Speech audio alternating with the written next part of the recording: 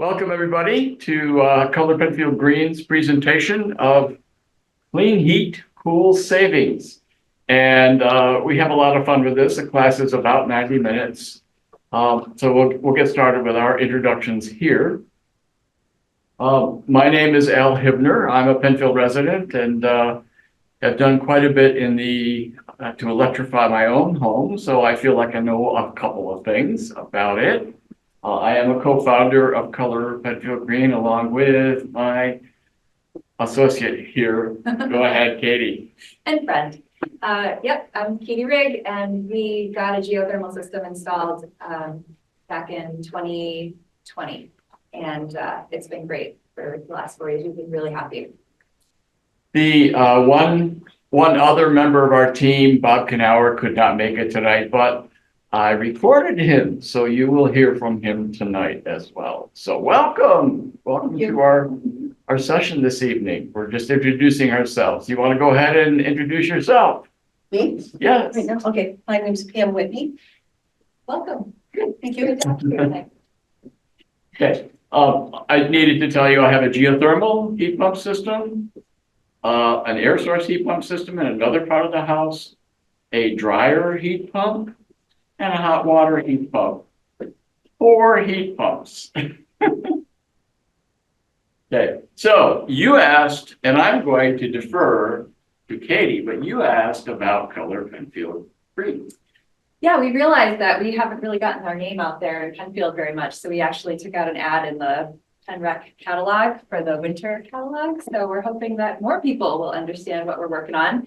Because we have a kind of a lofty mission. We are one of 12 sister teams across the region, Color Your Community Green. We are a project of the Climate Solutions Accelerator of the Gen Z Finger Lakes region. And so we definitely focus on climate solutions. But we work at the local level and we get to know our local leaders, and we are trying to push climate solutions at town level, which only residents can do. So those are some of our projects. Yards has a new person coming in. Yards, we run youth classes and run a couple clubs at the local Scribner and at Harris Hill. We have these classes on home and auto electrification. We support EV car shows about twice a year. We are advocating for safe walking, bike riding in a group called Walk Bike Penfield. Our latest project is on sustainable housing for all. And then, of course, you mentioned the plant-based eating classes, which are awesome because we do cooking demonstrations where you actually get to sample the foods. And we also do some lessons on composting and waste reduction. And then we advocate for climate solutions at the town level, in the schools, town, county, state, and federal. So we're very busy and we run on people power. So we'd love for you to bring your perspective, your skills, and your passion to our group and make us stronger and more effective. So please give it some thought. So we meet the fourth Wednesday? No. Fourth Wednesday. Fourth Wednesday of the month. Except for holidays. We kind of move things around that, but almost always the fourth. Usually in one of these classrooms, whether it be the community center or the conference room or this room. And we do both broadcast on Zoom as well as invite you to come in person, whatever your comfort level is, weather-wise, COVID-wise, all of the above. You can zoom in, or you can enjoy being with all of our friends and neighbors. So we do also strongly invite you. This link will be, all of you will be getting, as long as you sign up. We need to make sure all of you sign up so we get emails. But I'm going to send you the entire PowerPoint in a PDF. All the links are clickable. We really, if you want to sample what Color Penfield Green does, and you click out, you take your camera out and scan that QR code. If you haven't signed up for the newsletter, I can only say it is awesome. It is so jam-packed thanks to this person team. over It's a here. team. I get submissions from other teammates. It's awesome. So we I mean, sections on EVs and it's just really, it's got a lot of good stuff. If you haven't signed up, if you're not subscribing to that newsletter, you should. If you're sitting here, you should be Thank you. subscribing to that. So plan on doing that after you get the PDFs. So you can use the QR code. And If you do it soon, we'll have a special election newsletter. That'll kind of give you just a green perspective on the elections. yeah. Any questions about Color Penfield Green? That was our little 30-second commercial. Yes. Do you have to have certain background to join? Do you live in Penfield? I do. Yay! And honestly, we have members who don't live in Penfield. Oh, okay. I certify you. Yeah. All right. I just wasn't sure if you needed, like a degree No, in something or. What happens, most people join because they have a strong interest in one or more of our topics and they want to become involved. Yeah. So absolutely, make sure as this goes around that you do sign up.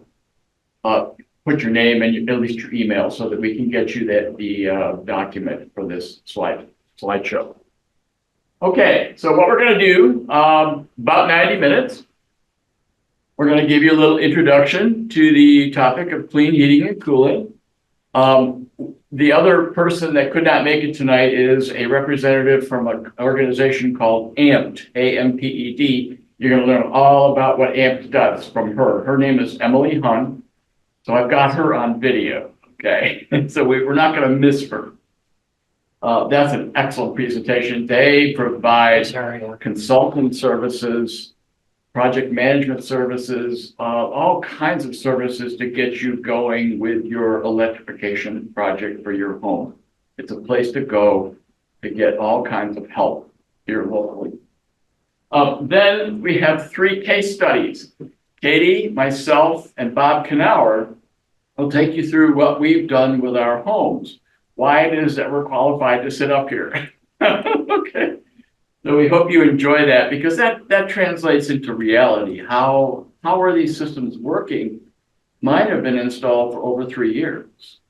So I've got a lot of experience with geothermal and with air source for 4 years with air source heat pumps. Then at the end, just a real quick, what are your next action steps? We hope you will take some of those steps. And there's some appendices that you can look at on your own, some links. I have a blog, I write articles about my electrification experience that you can read. That's it. So that's our agenda. What I'd like to do, and I'm gonna have to kind of move this because you gotta see the graph. Okay. This is pretty fascinating. Across the country, up until 2021, you can see in the chart there that gas furnace sales in the United States outpaced heat pump sales, okay? However, look what's happened in the last 2 years. A lot of that is because of the Inflation Reduction Act and the credits and rebates that are available. Well, that's fine. That's great. That's free money. Take it. I advise. But that's a good sign that people are beginning to want to learn more about replacing the propane, the oil, the natural gas for heating and making a more efficient cooling. Regular air conditioning is not as efficient as a heat pump for cooling your home. So that's a good sign, folks, that we're moving in the right direction. Now, are we going fast enough? No, but that's why you're here tonight. So, okay, way back about 3 or 4 years ago, I heard about a group called Rewiring America, and I think they are the preeminent. Actually, let me bring the people back again. Yeah, there we go. Oh, we've got Susan on with us. So Rewiring America, and you're going to learn about some resources from them tonight. Awesome, fantastic resources that you can go and work with on your own. But one of their co-founders is a gentleman named Saul riffing. And he's inspiring. I have a little 3-minute video that I'd like to play for you. And the title of it is Why We Need to Electrify Nearly Everything. You ready for this? Here we go. Sadly, people have the impression that we can't fix climate and still have the American dream. That's not true.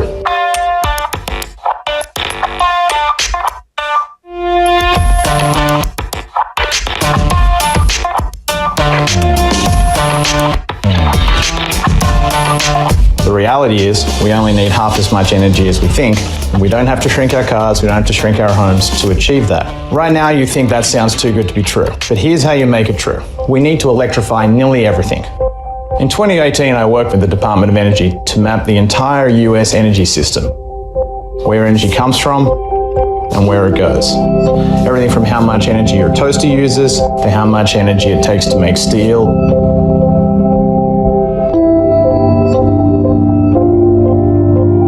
It is really amazing just how much energy is wasted. The wasted energy we're talking about isn't really the wasted energy of forgetting to turn your kitchen light off. It's in the way we make and produce energy. More than 60% of the fuels that we use to generate our electricity get wasted as heat. More than 80% of the energy we stick into our cars in the form of gasoline or diesel is also wasted.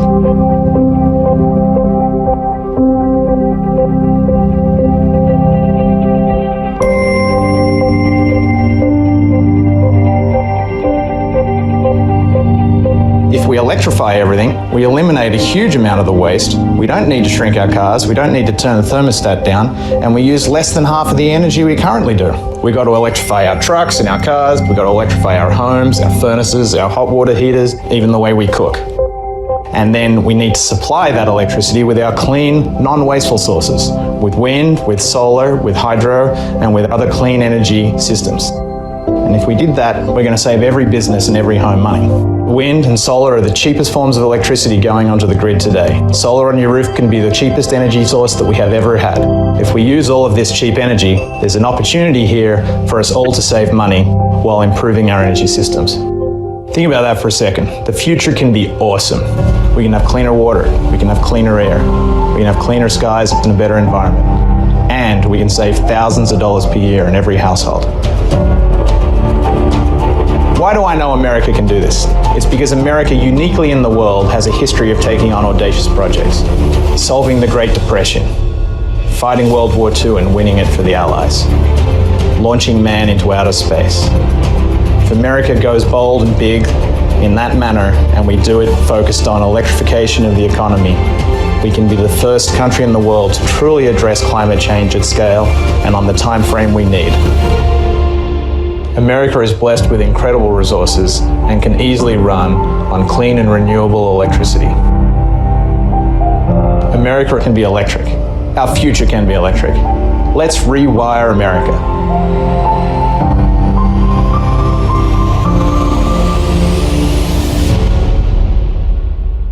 If you take nothing else away from this class tonight, remember that almost 60% of the energy from fossil fuel generating heat, whatever, transportation, almost 60% of it is wasted as heat. The last thing in the world I want to do is pump more heat into the environment. What do you think? Talk to me about Hurricane Helene. All right, I mean, the Gulf waters were 4 to 5 degrees above average. It's rocket fuel for hurricanes. Look what it did to Asheville. I was just down in North Carolina. So the point is, we can electrify everything, use less energy, and live a better life. And I'm living proof of that. Katie is also 100% electrified in my home, 100% clean, renewable electricity, providing every kilowatt. Yeah, feel pretty proud of myself. Okay, I'm living Saul's dream. I'm living it. Okay, so if you decide you're a do-it-yourselfer, okay, Rewiring America has got the most amazing resources. You can just go do it tonight. You can go tonight, go tomorrow morning, whatever works for you. there is an incentive calculator, rewiringamerica.org calculator. And let me bring that up and I'll slide that page over here. See if it's running. Okay. Internet's a little slow in the rec center. Okay. So while it's waiting to come up, what it I have a will, question. Do you Yes. guys know how much the federal government has for most Americans for electrifying your home vehicle? Most Americans can qualify for $14,000 for the Yeah. incentives and tax. Oh, rebates and tax. maybe me fixing my my heater last year. Like that's all right. Anyway, so that's crazy though. so this may not come up. It's taking its time coming up. So let me just talk about what's there. Okay. When you get there, you fill in a little bit of basic information. It does not retain that information. You know, you've got to put in your tax status, not your taxable amount. I think, yeah, there's a bit of information you have to put in. And then it tells you what incentives, credits, and rebates you qualify for at your household.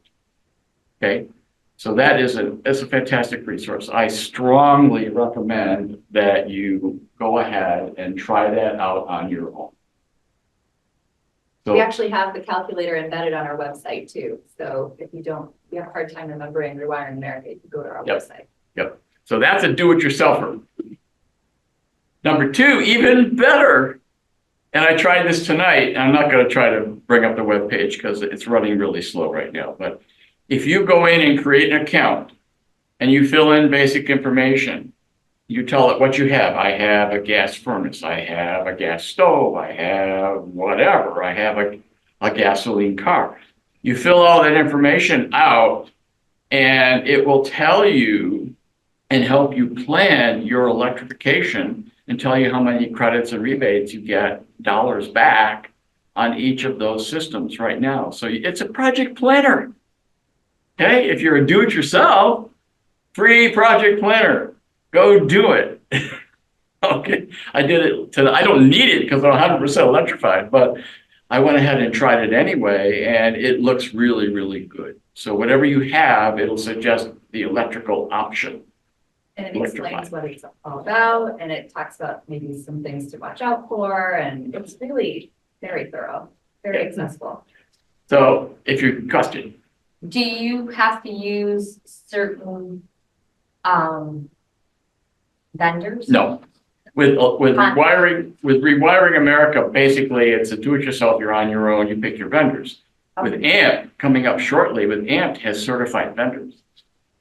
Cool. That's local. You can get a local consulting session, planning session, rebate, credit, incentive session with a real live person here in Rochester. So that's another option. You do it yourself, get help. Your choice. Question. Do the rebates expire this year?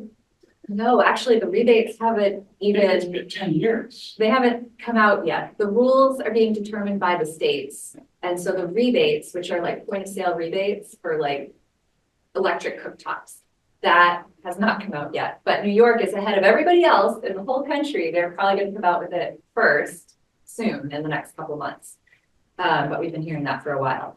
But the incentives, right, the other, like the tax rates, credits. those were good for 10 years. Yeah, I think 2032, 2031, somewhere in that range. It's a 10-year bill, the IRA. Okay. There is some fear that depending on the results of the election, it could be undone, but it wouldn't be done day one. It was law. It would take a lot to undo it. And there's a lot of momentum to keep it in place. Okay, so there's the two do-it-yourself resources. The links are clickable, the PDF document that I'm going to send you. So we hope you'll do that. Now, one of the things that we're doing as Color Penfield Green is working with NYSERDA, New York State Energy and Resource Development Authority, NYSERDA, and Penfield. Color Penfield Green is collaborating with the town of Penfield. We are running what is called a community campaign for clean heating and cooling. Okay, we're also partnering with AMPT. AMPT is that local resource I told you about that will help you a great bit. Okay, Now, actually, let me move this down. What I'd like to point out is we've been running this campaign. We've been running this campaign since 2021, and in December of the last year, in 2023, they expanded the campaign so that we get more points and more dollars, grant money for the town for sustainability projects. How about that? Okay, so we're sitting here right now working on campaign 2, trying to get an additional 25 people to sign up saying they purchased a heat pump. We hope some of you do. And once we get 30 systems, we had 5 2 years ago, we need another 25. And look at the amount of money the town will get, $20,000. That's not chicken feed. What do they do with it? I think we've bought EV chargers, we've planted trees as a town. We just do cool things with that money. So one of the ways you can help us is by allowing us kind of to check with you on occasion. But we're going to go even farther. We're going to give you a link here on the next page. Okay. So we hope you'll allow the town. Sarah Waterman is a sustainability engineer for the town of Penfield. And we're going to give her your names and emails. And she'll be very good about it, but occasionally we would like to check in with you to see if you actually bought a system. And then she will collect the information required by NYSERDA, New York State, to certify that you are a purchaser of a heat pump. Okay, and it could be a hot water heater, which are those things are almost practically free. That payoff is 2 years, the incentives right now. It pays for itself after 2 years, and then you just keep making money. For electric hot water heat. Yeah, heat pump. Heat pump, for a heat pump. A heat pump hot water heater. They're amazing. Now they're more expensive than a gas hot water heater, but you know, you use less energy over time. Okay. Anyway, the point is we're running a collaborative campaign with the town of Penfield. Katie and I started this, pretty proud of this work that we're doing with the town of Penfield. Okay, so there's a link right here. And you can do this, you can do this on your own. If you purchase a system, you can click on the town of Penfield's website, Clean Energy Campaign. You can fill in your purchase. And Sarah Waterman from the town, our sustainability engineer, she'll cycle back to you and collect the information that she needs to certify your purchase. And then you can help earn the town $20,000. How's that sound? And then that's it. The town then loses the information. They don't need any other follow-up after that contact. Right. So is that for heat pumps and like a hot water system, or is Yep. All of the above, including EVs. I mean, if EV purchase as well qualifies. So for the next catalog, this is the fall catalog. And these are great. These are keepers. We put this ad in the winter, spring 2025 catalog, the ad that you see up here on the right-hand side right here. And if you have any neighbors or friends who have gotten heat Yes. pumps, they could be part of the campaign. And it's better than that. If you know somebody that's installed a heat pump in the last 3 years from October 1st, 2021, that qualifies. Go recruit people. If you know people that are in Penfield that have installed these systems or bought an EV, send them to that website. We finally got this put up after 3 years. I mean, we should have had it a long time ago, but I'm glad we have it now because then we can race to the total of 30, I think, much quicker. So we have a person entered. Question. Do you know if the other towns have this same deal? Any Because we're town, right on the border. any town, you have to create the campaign. You have to get the campaign qualified with NYSERDA. You actually have to apply for the campaign to get it started. But once and there's just a couple of other towns that have done this. Penfield's kind of in the lead on this type of. Others are working on climate smart communities. I don't actually know of other towns doing clean energy. I think Henrietta might Maybe. Maybe Henrietta has done it, yeah. Anyway, the point is, what's not to like about 20K of free money? More EV chargers, more trees. So anyway, lots of incentives here for you to kind of report your progress. All right, here's the motto for tonight.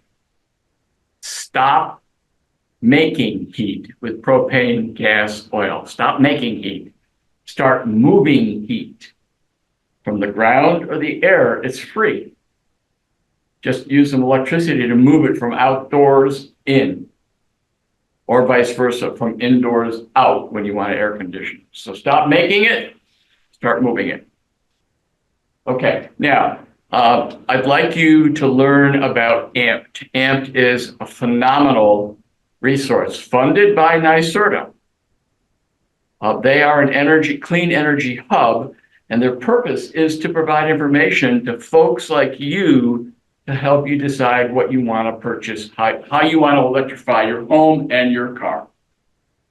So we're going to hear from Emily Hung, and she is the residential energy advisor.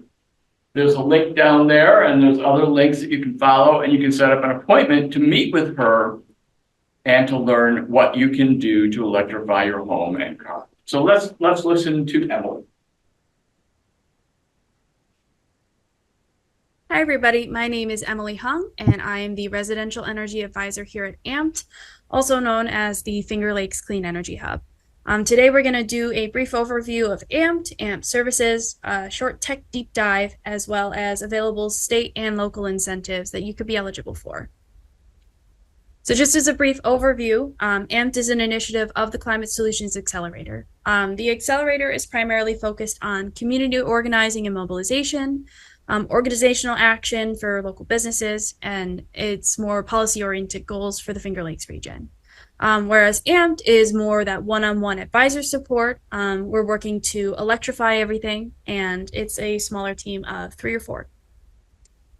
A little bit more history about AMPed. So in 2014, the Rochester People's Climate Coalition was formed, and that was a volunteer organization based in the Finger Lakes region. And over the course of a couple of years, it became a registered nonprofit, changed its name to the Climate Solutions Accelerator, and then in 2021 adopted the Heat Smart campaign, which was our first campaign that was geared towards residential energy efficiency.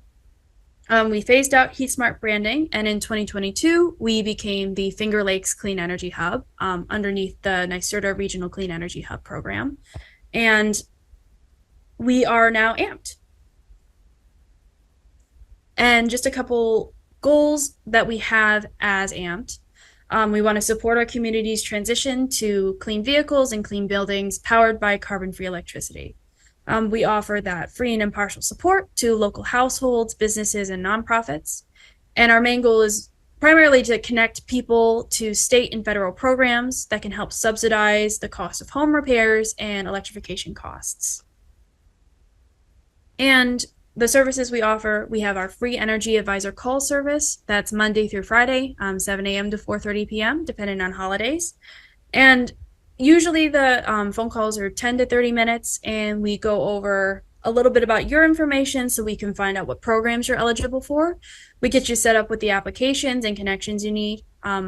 We also have a suite of vetted contractors that we work closely with that we know do good work, so we can send you referrals to those contractors.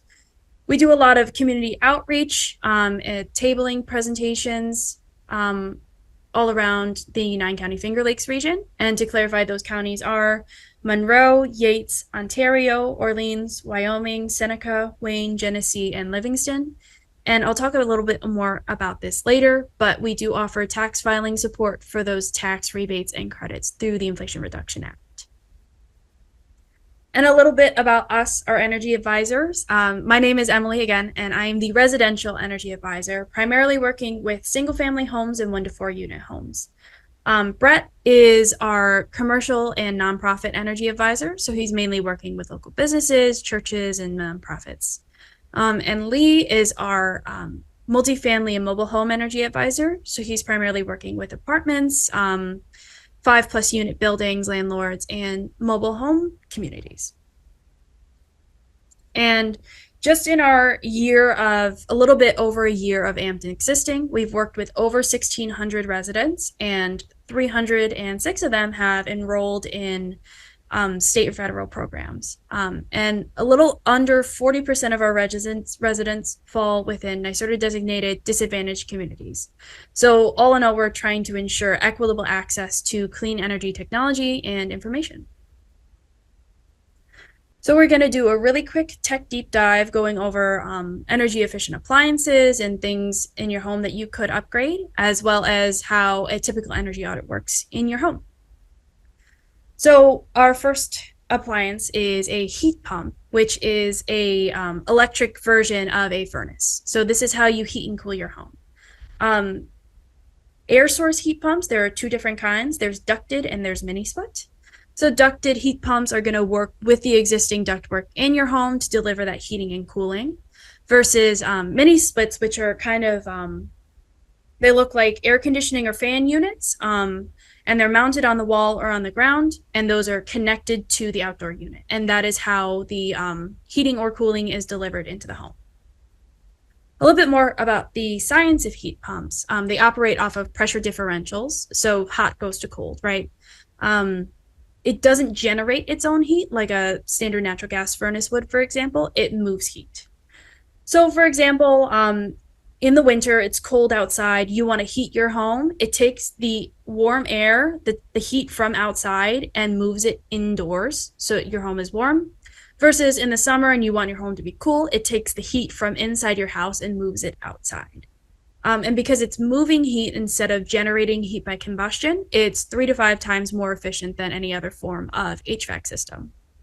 And really great bonus is it does heating and cooling. So it's one unit and it does air conditioning and heating.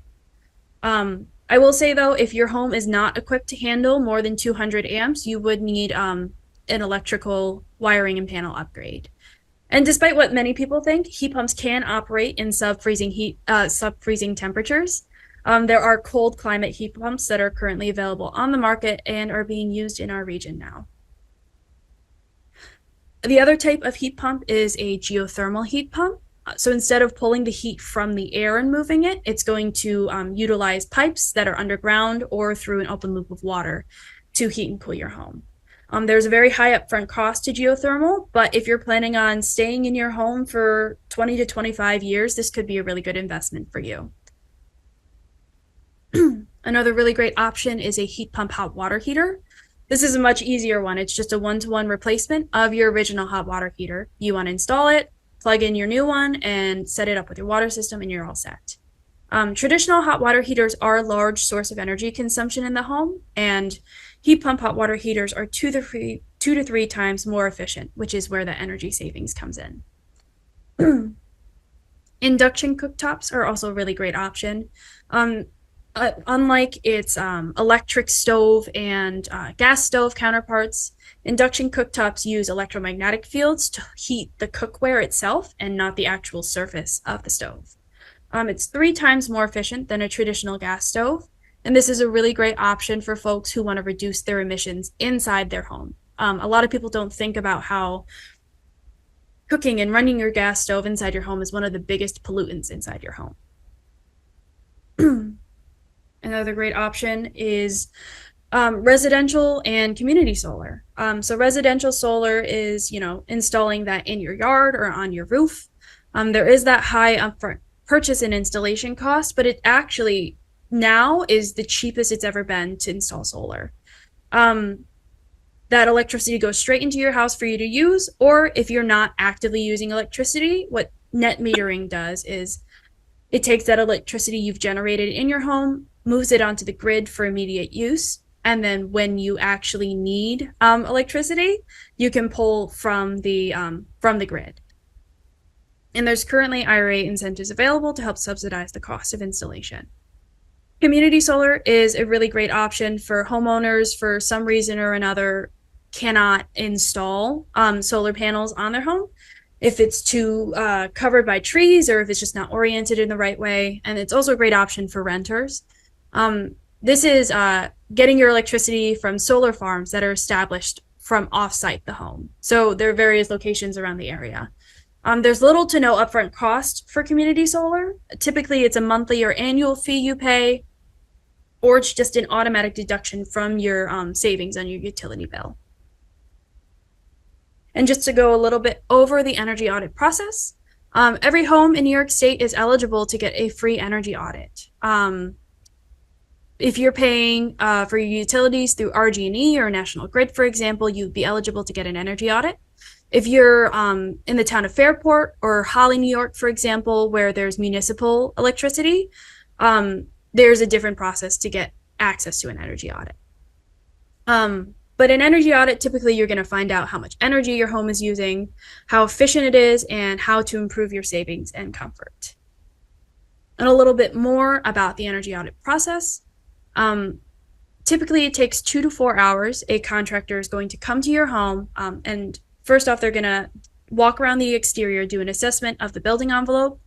They're going to check on your hot water heater, your furnace, appliances, whatnot, and make minor modifications such as changing out your light bulbs for LED or installing CO or smoke alarms. One of the bigger things that they do is called the blower door test, and that's used to calculate the heat load of a home and how drafty it is. Blower door tests are really important to accurately size a heat pump to your home as well. Basically, you're going to close all your windows and they're going to set up a large fan on the main door of your house. And that fan is going to create negative pressure in their house. And that is how they determine how leaky it is and where there's drafts and whatnot. After the whole energy audit's done, the contractor is going to discuss recommendations and the results of the audit with the resident or homeowner. And we always recommend anybody get an energy audit. I think even if you have gotten one recently or you've never gotten one and you don't think you need to, I think it's really great because you get to learn a little bit more about how your home works. And if it's free, it's free. So that was the overview of the tech deep dive, all the different appliances that are out there. You're probably wondering how one would pay for all of that, because electrifying your home is an expensive and lofty cost, right? So we're going to go over a couple electrification incentives and home weatherization incentives. One of the biggest programs that we recommend to people is the Empower Plus program. And that is an income-based program run by New York State. Renters and homeowners are eligible. The process is just a little bit different, but it's pretty much the same. Through the Empower Plus program is where people can get a free energy audit. And depending on if you are 80% or lower of the AMI of your area, you could receive up to a $10,000 grant to complete those energy efficiency upgrades for your home. Or if you're in the moderate income tier, you would receive up to $5,000. There is also additional financing available through NYSERDA for the Empower Plus program and the Comfort Homes program I'll mention later to fund the remaining cost of the work in case it goes over. And through the IRA, they are providing additional funds to cover stuff like heat pump hot water heaters, heat pumps, and upgrading your panel box. So the next program I want to talk about is the Comfort Homes program. This is also run by NYSERDA, and this is for our more market rate residents. This is also energy audit included. So after the energy audit, the contractor is going to recommend a series of packages based on how much work needs to be done in the home. So for example, if you just want to seal and insulate the attic and rim joist, you would receive a $1,600 incentive to help cover the cost of that work. And then the incentive increases with the amount of additional work that gets added. Additionally, if you wanted to get a heat pump installed within 2 years of your initial project being completed, you could get an additional incentive to help cover the cost of that. Another program that is currently out there is the Weatherization Assistance Program. This is a federally funded program administered through Action Through a Better Community in the Rochester area. And they assist homeowners with necessary repairs to weatherize their homes, improve their energy efficiency, and health and safety. And this is grant-based. And I'll talk a little bit about HEAP in a second, but if you are eligible for HEAP, you are eligible for this program. HEAP is the Home Energy Assistance Program, and these are one-time grants available to assist residents with paying their utility bills. This is only during the heating season, so fall and winter, and you can reapply for it every single year. And your eligibility is based on your income, your household size, age, and your primary heating source. And you do receive that one-time grant, but there's also a suite of other benefits that come with HEAP. So there's the emergency heat benefit if you're in a no heat situation, clean and tune of your furnace, and there's also the HEAP cooling benefit. So if you or anyone in your household is heat vulnerable or qualifies for the HEAP cooling benefit, you could receive a free box fan or AC unit.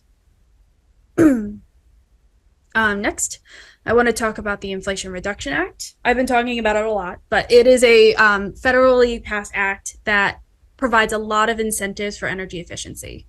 Most of these are in the form of tax credits. So that's typically 30% off of many different purchase and installation of appliances like heat pumps, hot water heaters, storage batteries, purchasing an electric vehicle, EV chargers, insulation, and there's a whole bunch of other stuff that's eligible. These can be stacked on top of New York State incentives to maximize your savings. And they're continuously rolling out new implementations of the program, so I would definitely keep an eye on it and see if there's anything you could benefit from in the future.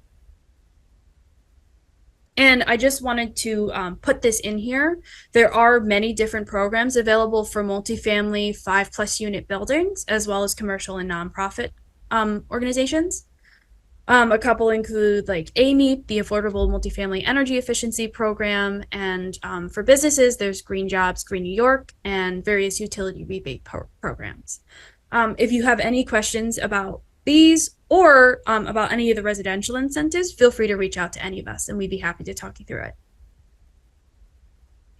it. So that was kind of an overview of AMP services and appliances available and energy efficiency incentives. We love to do presentations like this. We love to table and be out and about, but I think the best way for you to get involved is to get an energy audit and go through these programs yourself to electrify your home. And if you know of any friends and family who you think would qualify for these programs, we would love to get in touch with them. And if you wanted to learn more information about electrifying your home and the whole process, we really recommend the Rewiring America Electric Coach program. I did it myself and I found it really beneficial. So if you have any questions at all, feel free to reach out to us. Our email is there where Brett, Lee, and I all have access to it, and we check it frequently. Here's our phone number, and the link ampproject.org/book will take you directly to our booking website. And let me see if I can move my head here. This is the QR code if you want to go ahead and scan it, and that will set you up to schedule an energy advisor call. I really appreciate you guys taking the time to listen to me today. And if you have any questions, please don't hesitate to reach out. And thank you so much. And we're looking forward to working with you in the future.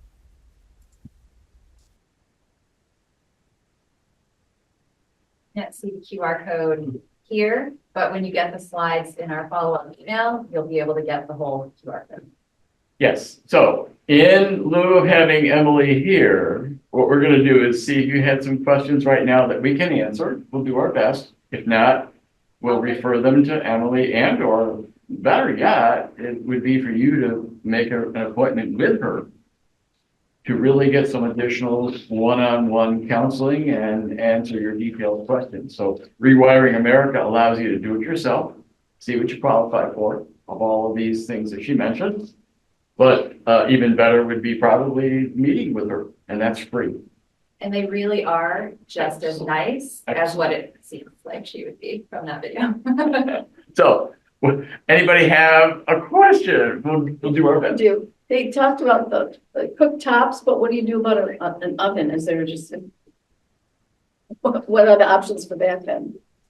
Yeah, you have to get it, you have to have an oven. Well, yeah. But I mean, it's like they just talked about cooktop. They didn't say anything about an oven.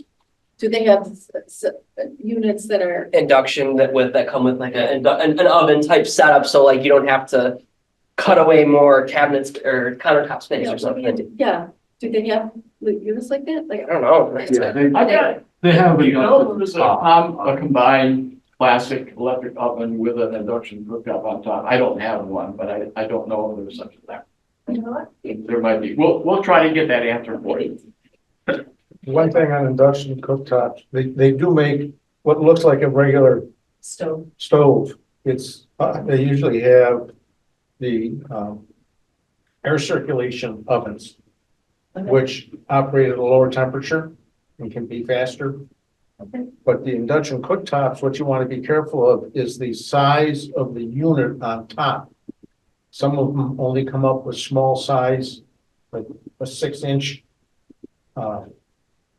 induction ring. It'll only, you put a 12-inch pan on it, it's only going to heat the middle of that pan.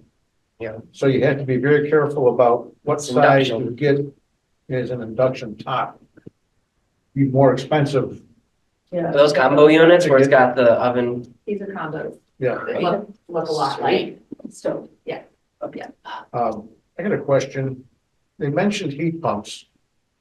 If you have a plus 200 amp service in your house. So You don't need, but you need 200 amp service. is you what need they're 200 saying. amp service. Typically, if you have 100, go up to 200. Okay, Or if you have a 150 with insufficient spacing for all the new circuits, go up to 200. Get a bigger panel. So, 200 yeah. amp service would be the. right now I have 2 panels because something was added in the house. You have a sub panel. We have a sub panel. Right. If I wanted to get a heat pump, then would I also be then eligible for an incentive to Yes, replace all the internal? yes. What's your main panel? 150 or 100? It may be 200 at the moment. Well, panel upgrades you saw in there are available for rebates and credits, definitely. As long as you pair it with the purchase of some kind of heat pump, like Right. you have to, it's not like a hot tub, they'll give you incentives to upgrade your. Right, right. I have a question about the limitations on how cold the air can get and still have the system work reliably and, Yeah. you know, that. For heat, for an air source heat pump. Let's say an air. Many of them are rated down to the negative temperatures, which is very rare in here now in our area. Yeah, but when you need it, you need it. So I guess, you know, what, is there a backup to Yeah, that? many of them have a resistance electric unit built right in. Okay, electric resistance. Yeah, now that's expensive. Yeah. But when you need it, you need it. Well, that's right. Yeah. They really are very effective down to lower lower Yeah. and lower temperatures. Okay. And Maine has gone all in. So on how heat cold pumps. do they advertise? Just Oh, what? how cold do they advertise that they'll function fine? Each manufacturer is different. Yeah. I think my Carrier is down to -9. Okay, Now it loses some efficiency, so Sure. it's gonna run more and harder, But- use more electricity. so Okay. there's, But Katie and I both have geothermal systems and they have backup auxiliary heat units, Yeah. resistance heat. Mine's never been used. Yeah. Never, ever been used. Never. What is the range of price for heat pump, like geothermal heat pump from here? Or this, what do you call them, heat pump furnaces? That- Just heat pump. Yeah, the range of prices Oh, for air. You know, in source these heat case studies, we'll give you some price ranges and we can talk a bit more. And that's obviously pre-incentive, right? And then like factor in some incentives that'll knock. Case them up, studies are gonna right? show you prices that we actually pay. Interesting. So, and then we'll circle back to see if you got enough prices. As far as the IRA incentives go, are they limited as far as like a single use or something? Like you do a solar project 1 year, does that then exclude you from doing a heat pump the next year? It rolls over. So you might meet the maximum for a particular year, is my understanding, but if you still have, if you've made that purchase or you're gonna make another purchase, you can do it again the following year. Yeah. So I think if we can hold off a few questions for a minute, I think we want to get to the case studies and then we'll have another question session. I think the case studies are going to give you a lot of background information. So the first case study is Bob Knauer. Bob is a member of the planning board for Penfield. He's a longtime member of the Energy and Environmental Advisory Committee, now the EECC. So he's been he's a solar installation engineer. Woo-hoo! And an electrician. And he's net zero. So listen to Bob. Thanks, Al. So I'm going to talk about our system at our house. We have solar PV, and we have an air source heat pump I'm going to start him. that heats our. I think he just reconnected. Let's go. Thanks, Al. So I'm going to talk about Mobile device. our system at our house. We have solar PV, and we have an air source heat pump Sorry, guys. that heats our house and cools it. Next slide. And let's see if we can't get this thing paired. It'd be good, hopefully this will work, because he does use, air source heat pumps for his home. R1. So it's worth waiting to see if this works. Battery 100%. Okay. You had a question. Oh, Waiting. what is the backup plan if there's something happens to the electrical grid? Yeah, when power goes down. Thanks, Al. So I'm going to talk about our system at our house. We have solar PV, and we have an air source heat pump that heats our house and cools it. Next slide, please. So we generate with the solar panels enough electricity per year to heat and cool our home, take care of all the electric needs in the house, and we also charge 2 electric vehicles. And so by definition, then it's considered net zero. So over the course of a year, the only bill we get from RG&E, our monthly bill, is to be connected to RG&E, which is $22 a month. Next slide, please.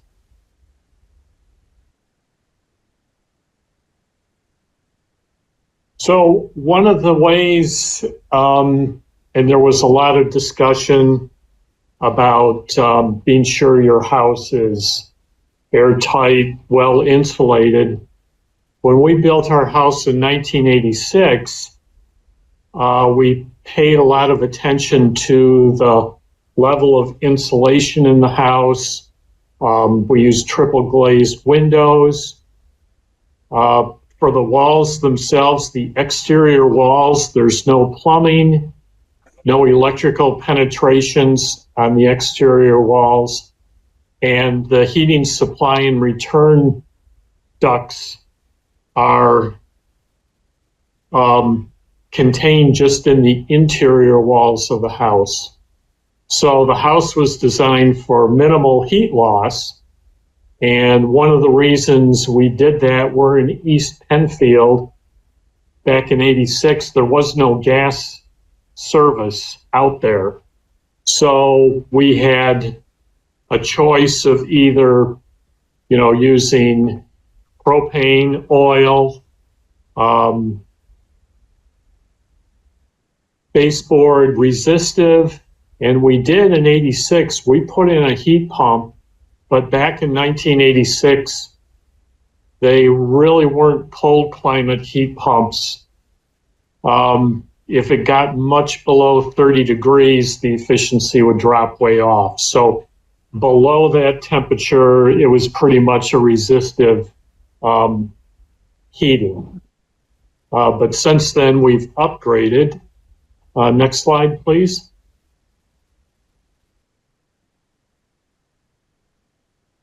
So the system that we had put in is a Dakin air source heat pump with a high efficiency air cleaner. This was installed by Wise Energy, one of the contractors that Brett had mentioned. And as I touched on before, with the solar PV system, that generates just over 17,000 kilowatt hours annually, which I think this last year we actually generated 1,200 more kilowatt hours than what we actually required in a year's time. So if that happens with net metering, RG&E then credits you.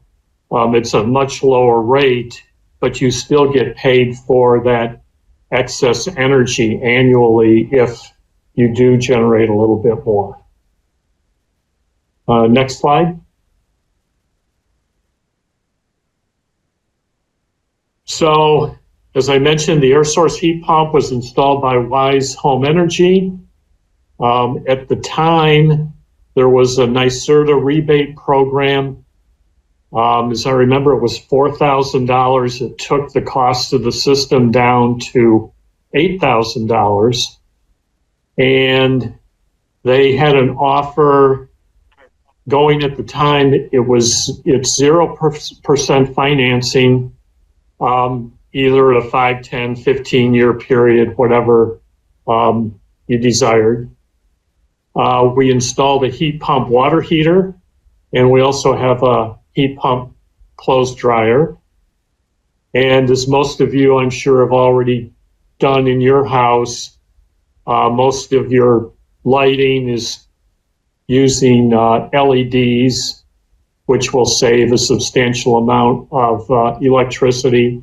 And then some of the other appliances, refrigerator, dishwasher, are all Energy Star appliances.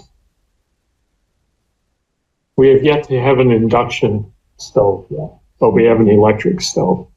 Next slide, please.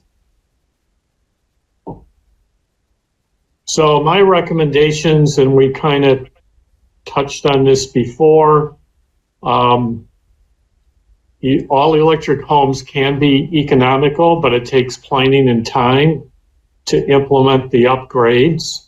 You know, it's most important to look at your insulation, air infiltration data for your house. And a home energy audit's the proper method to select ultimately what heat pump system your house will, a good solution for your house. And of course, investigate the NYSERDA rebate programs. Equipment manufacturers have rebates. And of course, there's also a lot of low or no interest loans out there. So any questions? You did yours in 1986? You had your original heat pump yet? The original, no, we replaced that when it was 33 years old. I figured we were working on borrowed time. Mm-hmm. It did not fail, but I looked at, for an air source heat pump, what was out there, and then all these terrific rebates and stuff out there.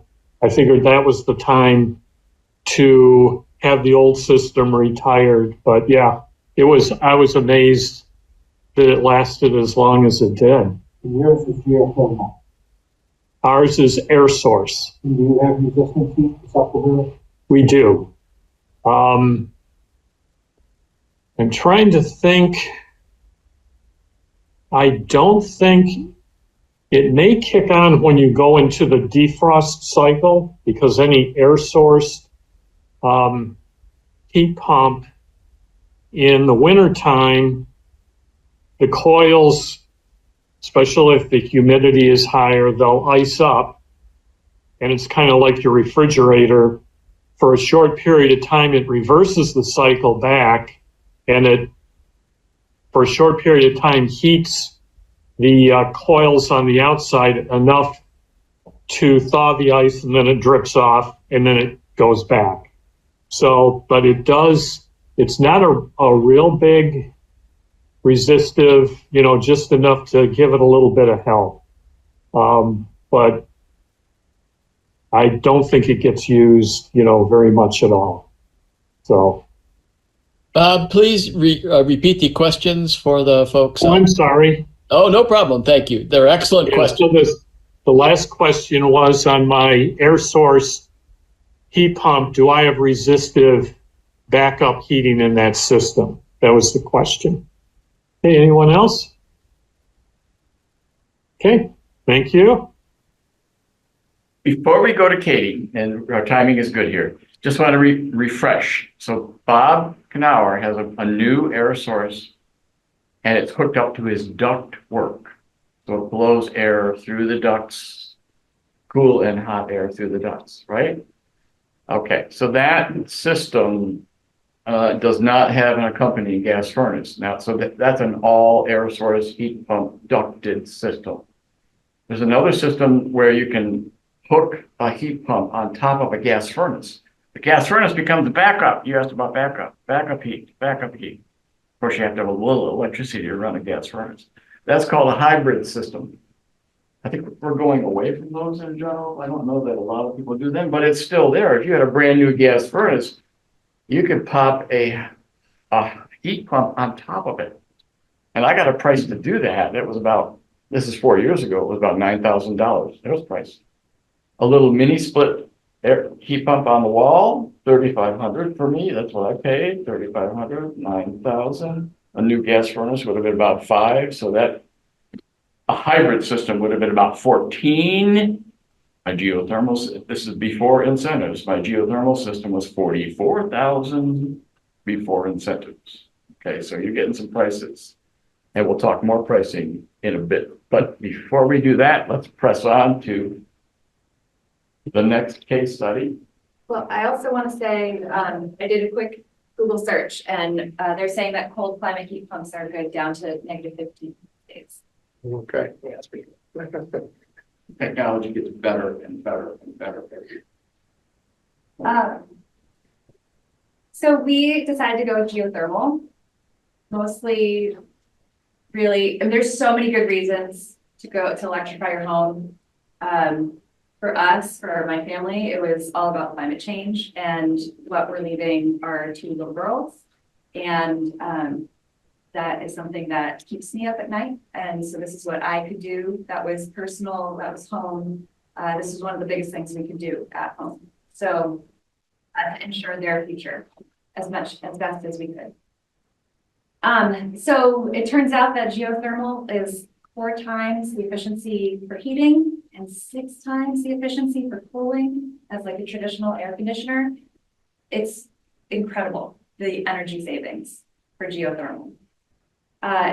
It was also kind of a package deal. We got an electric water heater as part of the whole system. So that all got converted.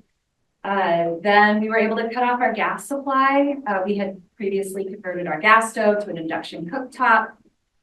And that was a glorious day. Somebody mentioned concerns about power outages. And we have not lived in Penfield as long as some of y'all have, who remember a week without power. That just wasn't in our memory banks. And so we were like, oh, let's go camp out in the basement for a week, or we can go visit my family in New Hampshire if we really needed to. So we are taking a gamble. We looked into battery backup. It was too expensive for us. We decided to just keep our fingers crossed. We do have solar panels, and we just got an expansion, so it should cover, just like Bob, it should cover our energy use for the whole year. So we're also a net zero house. I know that's that was something that was really important to my husband and me. So outdoors, they drilled 1 500-foot well.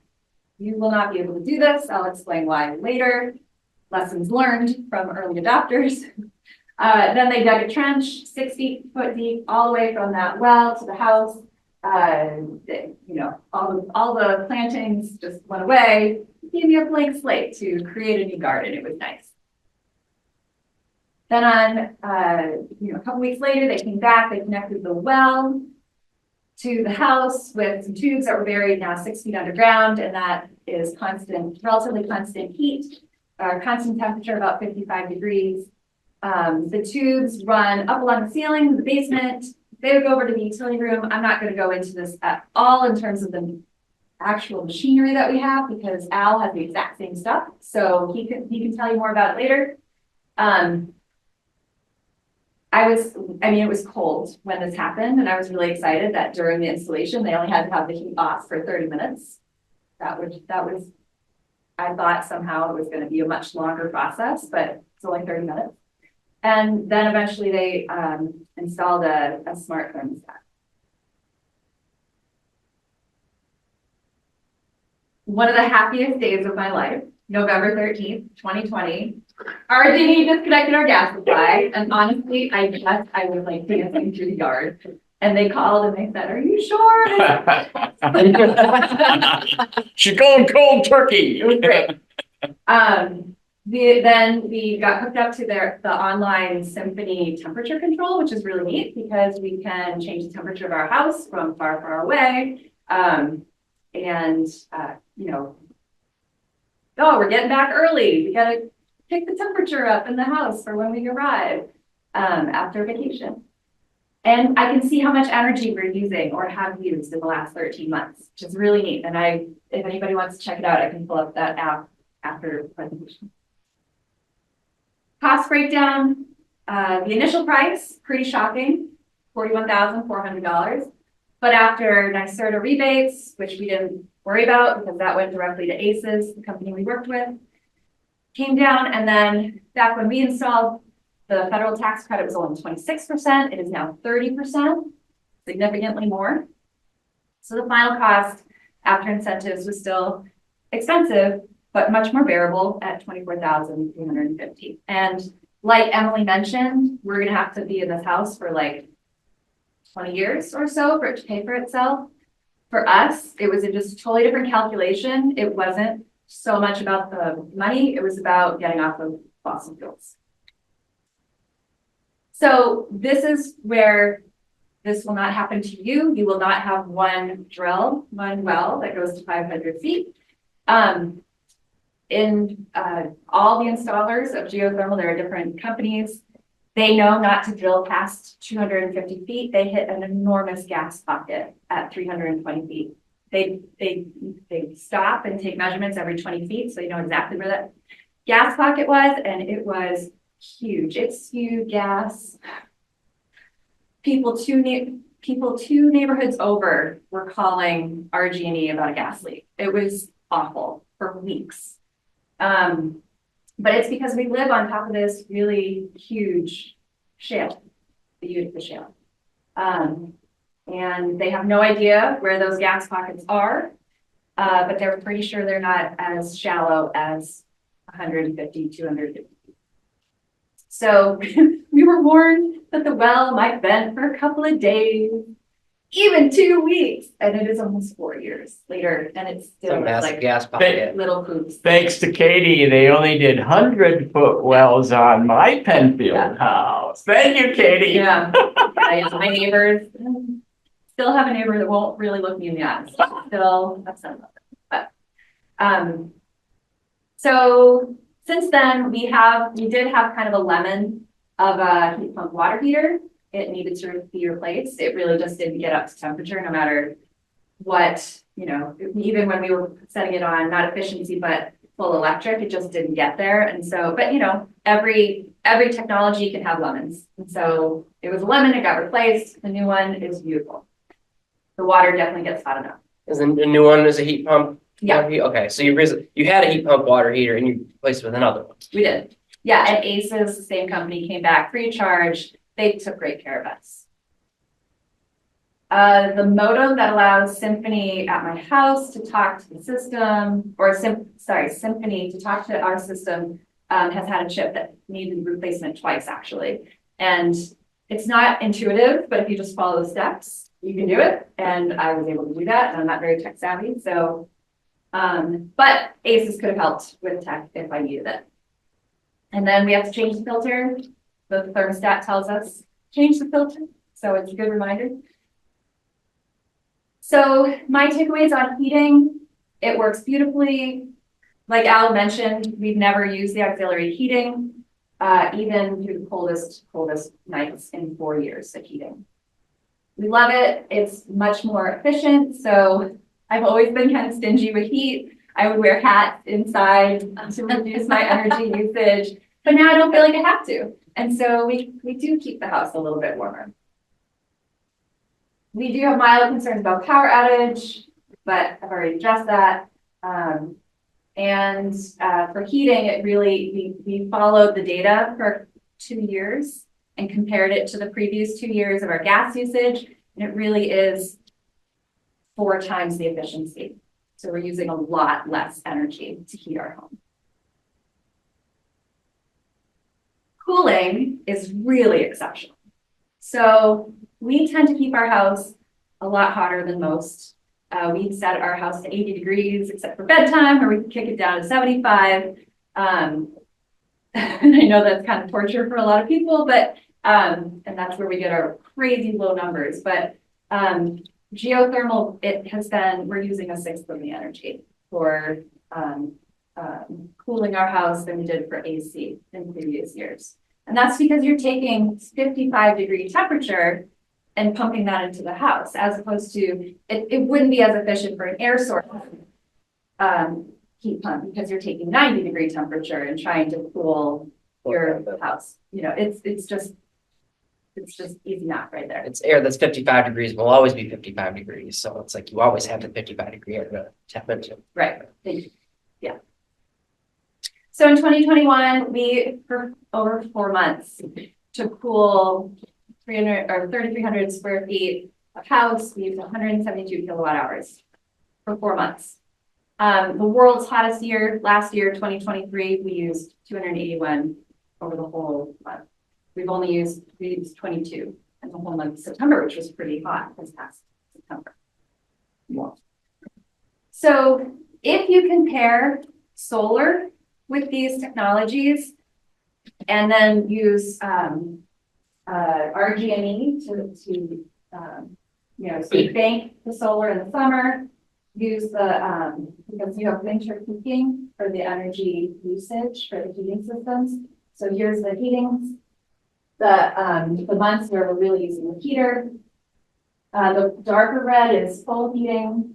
The lighter is just partial heating, so it's not working quite as far. There's different fan settings.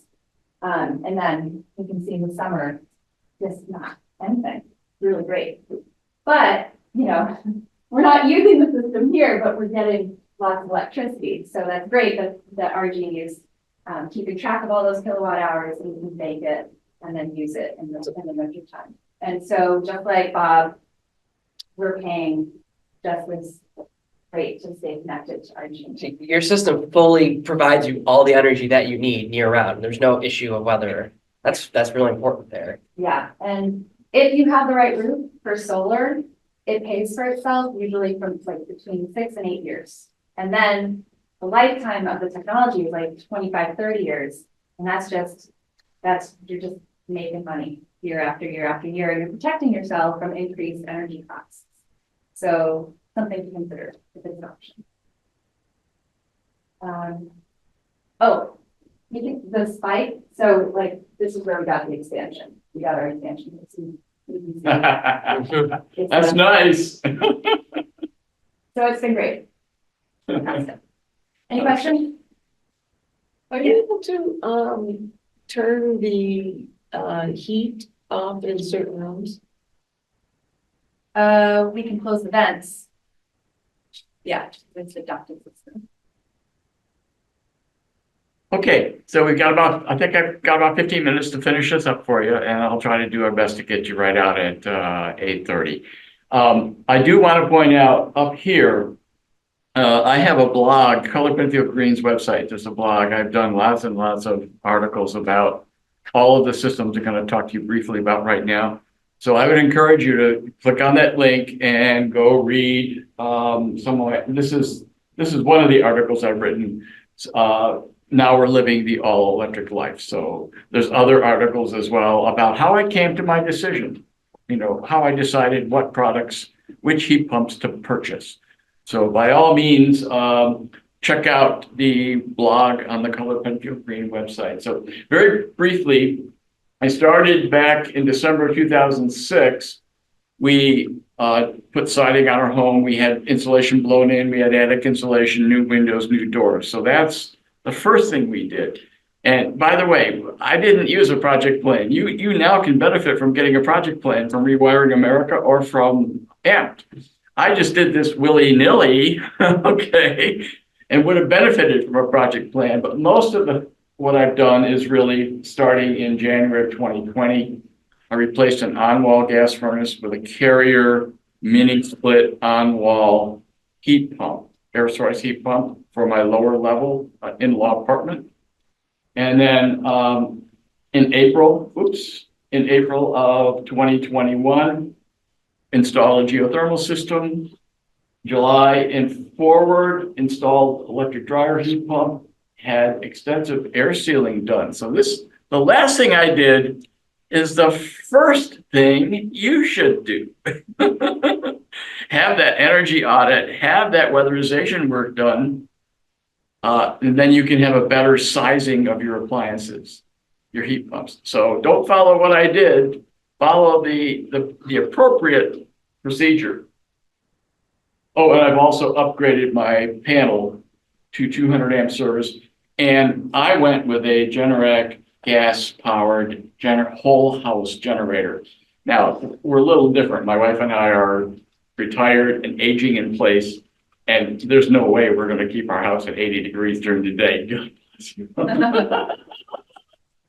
So you'll see some higher numbers for our air conditioning. Still very good, but you'll see some higher numbers. So there's the water furnace that was installed right in the exact same footprint as the gas furnace. It just goes in the same place. It's the same size. And the heat pump water heater. And next to that is a little secondary water tank. And it's called a de-superheater in a passive tank.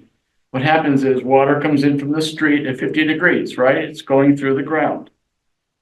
The excess heat from the water furnace is captured and preheats the water coming in from the street. And then it goes into the heat pump hot water heater. It's amazing. It's a secondary heat recovery loop. It's an option that I did pay for on my system, okay? So you can see my prices here. Is there an outside unit for the hot water heater? For the what? For the hot water heater, is an outside unit? No, it's in a, Okay. I have a utility space. It's about 300 square feet where I have the washer, dryer, furnace, everything, hot water heater. So it's all in one area. Okay. So my system, again, at the time that we got the incentives, it was 26% tax credit. It's now 30, and there's an additional $5,000 tax credit from New York State. So I would have netted out probably closer to $20,000. Now remember, I just priced out a hybrid furnace, $5,000, air source heat pump, $9,000, $14,000. I got a $6,000 difference between a brand new hybrid gas and air source heat pump system, whole house, and a geothermal. The incentives for geothermal are amazing. I'm $6K away. I could probably pay for that. The hybrid gas, they have a hybrid one? Well, combination? if you have a new gas furnace and you don't want to replace it, and you throw a heat pump on top of it, a whole house heat pump, that unit, I got a quote for $9,000. Now, these are old prices, so please don't quote them. But I had a quote for $9,000, $9,000 to $10,000 to stick a heat pump on top of the gas furnace. Okay. So here's one of my pride and joys. I do most of the laundry. My wife is at classes here in the Penfield Rec all day. I do the laundry. So on March 25th, 22, we bought a heat pump dryer. I love it. It's just amazing. Just an amazing appliance. It's just phenomenal. Our fourth and final heat pump, and we kept all of our promises for 4 heat pumps. Okay, so we're now 100% electrified with 4 heat pumps, replacing 4 gas appliances, and 100% decarbonized, meaning I'm using from community solar. I'm subscribing to a community solar program. So they credit our Genie bill and I pay them and they do a discount. So I know I have 100% solar electricity. What's the difference between just having an electric dryer and a heat pump dryer? I mean, It's much more efficient. Okay, so it's taking the air from my utility space, extracting the heat from it, instead of using resistant heat, which is way more expensive, using like a standalone resistance heater that you might have, just heating up the coils and blowing the warm air across the clothes. This uses a heat pump to extract the heat. It does take a lot longer. It takes longer. To dry the clothes, and it cools the space that you're working in. Yeah. So a little bit about my house. There's an upper level, 1,500 square feet, and that was not a problem area. That's all insulated, new windows, new doors. But downstairs, there's a 700 square foot in-law apartment, and it's raised above ground. So there's concrete block walls. Concrete block walls above ground are freaking cold, right? Think about it. Even the ones that tuck against the dirt, that's still 50 degrees. The ones that go into the winter space, they can be 9 degrees. So that red spot there is exposed concrete block. This is my utility space, 300, and of course the garage. Hey, when they built that house, that garage was heated in 1955 on High Ledge Drive in Penfield Hills. Can you imagine? They just blew the heat out there and heated the garage. Okay, I don't do that. So I had to work with all of this concrete block envelope down in my lower level, which is a walkout. It's a walkout basement. And we'll talk a bit more about that in a little bit. You can see here, there's the on-wall carrier mini split heat pump, air source heat pump there. And there's my generator, and there's the outside unit for that carrier unit. Okay, so last thing I did was the first thing you should do, and I actually contracted with Wise Home Energy.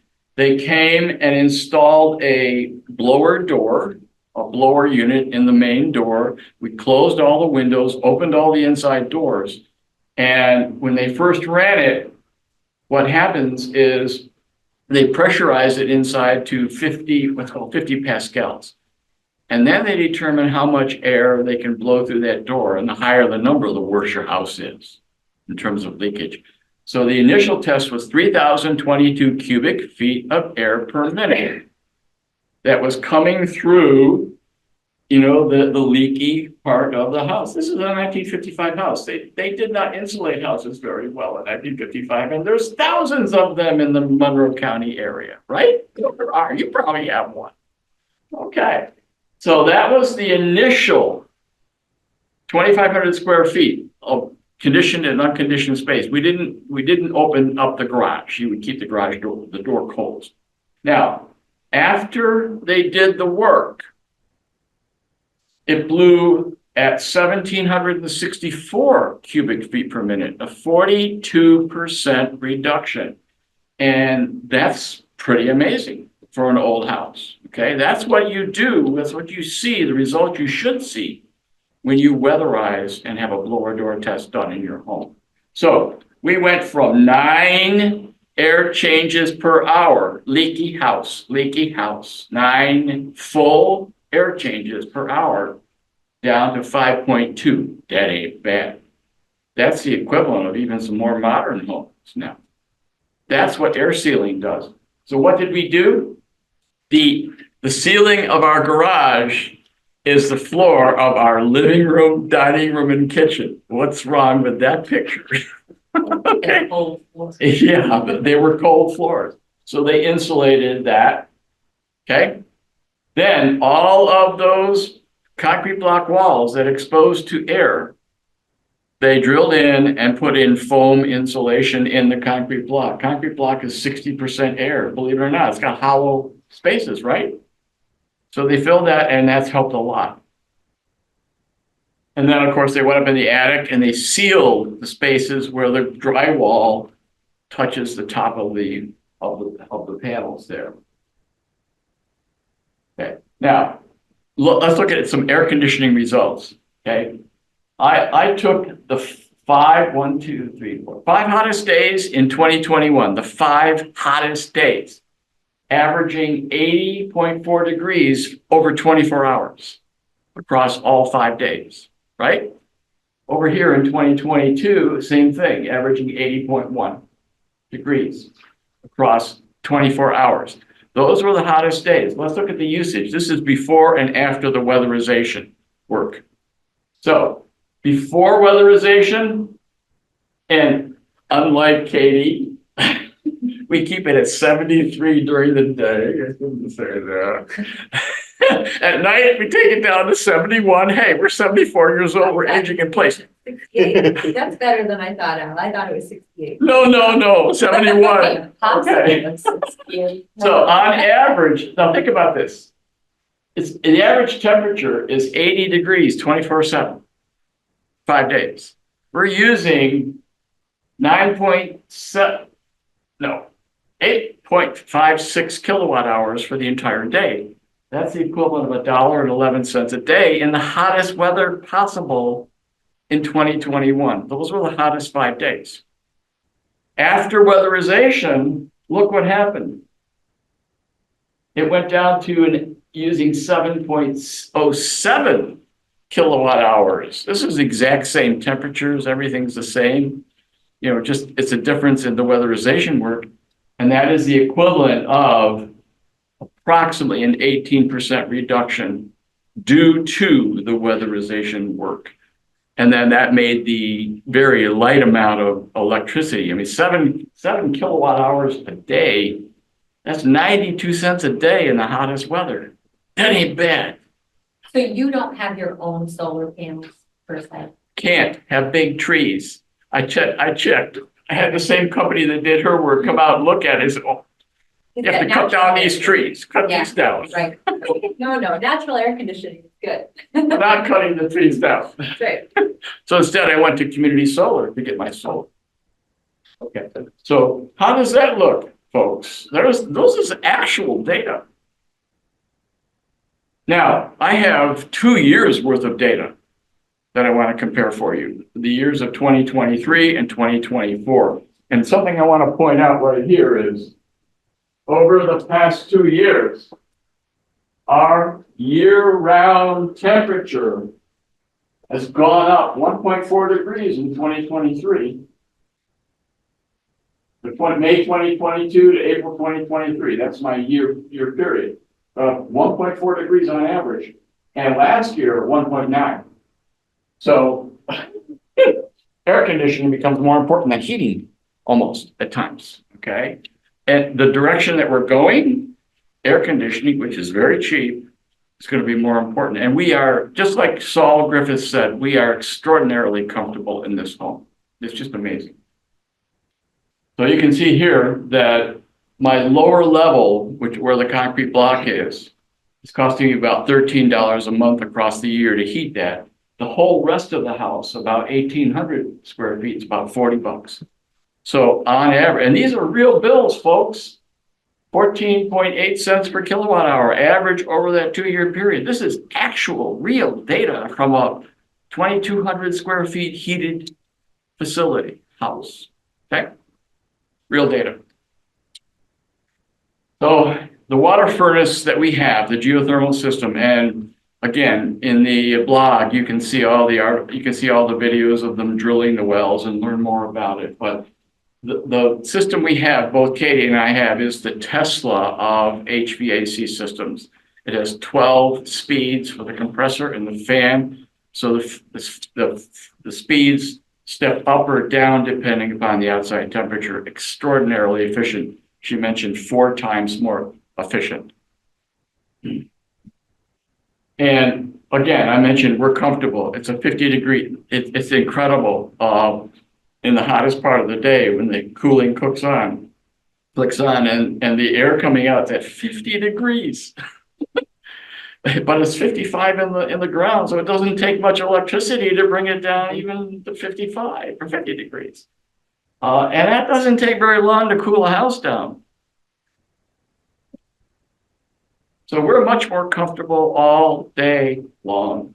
And all, just like Katie said, the benefit of being free of using fossil fuels. We're moving heat, we're not making heat. It's over, it's done.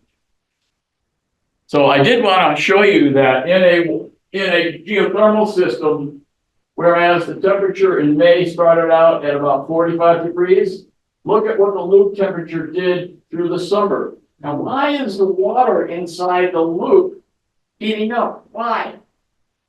It's pulling heat out of your house and injecting it in the ground right around the tubes. So eventually the ground around the tubes starts to warm up into the 60s. Fine. So what happens in the winter? It's pulling heat from the ground, and gradually the ground is cooling, okay, down into the low 40s, high 30s. Big deal. That's still way better than the air temperature. Okay. And lastly, if you get an on-wall air source heat pump, here's what I would advise you not to do. Okay, this is my air source heat pump. Here's my computer. What's it doing? Blowing right on me.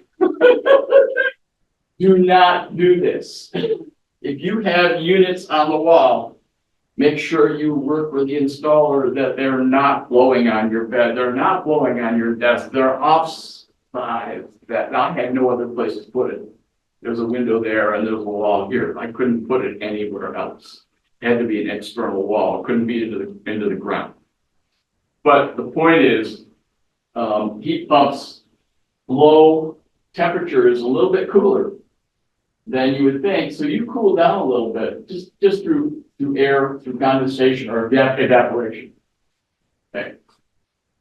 And I think it was Bob who mentioned about the idea that in the winter they will frost up. So it actually does a reverse cycle to melt the frost for a few minutes and then turn it back on. Okay, so our pipe dreams came true.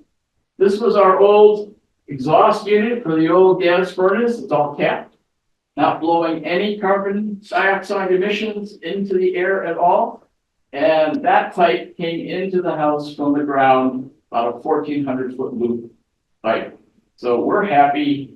Our gas meter is very sad. So they only use it for the generator when the power is off. And with that, I just want to point out, you can click on this link to go read much more detail about all of the decisions, look at videos about drilling the wells for the unit as well. So we're past a little bit. If you have to go, great. Anybody have any last minute questions? Can you hear the, oh, go ahead. Yeah, you go ahead. She go first. Can you hear the blower when it's on? No, can't. When I'm down there next to it, I can hear it, but not upstairs.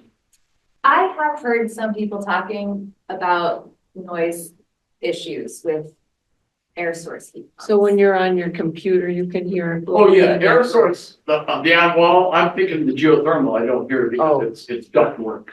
Yeah. Like, it's just like the gas furnace, you know, you wouldn't hear it. But you can Yeah, hear I it. actually have a friend, I just spoke with her last weekend that said Yeah. it was so annoying for her. My on wall, I can hear it. She actually took it out and put a gas blower back in. And I was